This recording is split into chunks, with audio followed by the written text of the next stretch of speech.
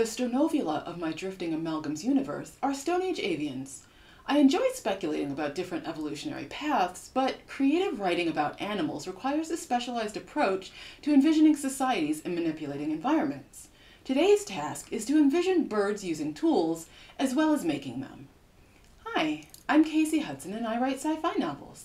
Join me as I delve into the real science of Stone Age tools and explain how I apply this knowledge to my fictional birds.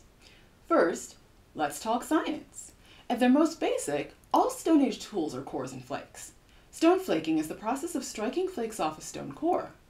Archaeologically, Stone Age tools are significant because striking a core to make a specific shape requires advanced levels of thought and planning. Originally thought to be a product of modern humans, Stone Age tools appear to date back more than 500,000 years. Potentially. Since the Stone Age began 40,000 years ago, it's possible that modern humans were not the source of Stone Age tools. Realistically, the higher thought and planning of modern humans may not have been needed for stone tool making. I say this because a common stone tool making approach is least effort flaking. For this approach, crafters strike a stone, then adjust their next strike based on the new core shape. This method works for creating several stonework items, including weapons, grinding stones used to process food, and symbolic stones designed for non-utilitarian purposes. This information is a solid starting point for science-based world building. The underlying question of my speculative sci-fi is, what if on planets with different conditions than Earth, the most successful evolutionary traits belong to non-humanoids? The stonovula of the drifting amalgams universe are sentient avian aliens who are developing increasingly sophisticated societies. And alongside their fictional bird planet mates, they are the dominant species on the planet of Straferobe. So now that I have a better sense of what types of Stone Age tools exist, it's time to think about the needs of these intelligent early civilization avians. For a civilization this young, basic survival is typically the species' focus. That means protection and food. Their omnivore diet includes acorns and berries, so along with weapons, they need some sort of grinding implement.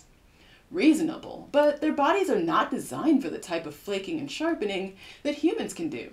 So now what? That's where that idea of least effort flaking is interesting. If I break that concept down, I'm really just saying that the toolmaker chips rocks until they have a useful shape. That being the case, avians could drop stones from a great enough height for gravity to fracture them. Through trial and error and a bit of luck, they would end up with a pile of discardable flakes and usable tools. Now that I have my fictional bird toolmakers and birds using tools, I'll need to make sure I can reference this information later. Though simple, Stone Age tools are a type of technology, and it's an important one for the development of the fictional species on Straferobe. So, to make sure I consistently reference this technology in all my books, I'm going to create technology characteristic sheets for stoneware.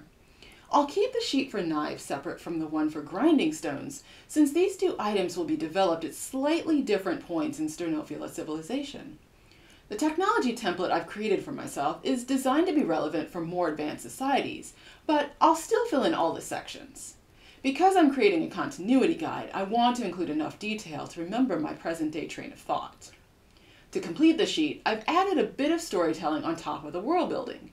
Here, you can see that I've assigned a specific sect as being responsible for spreading Stone Age tool use.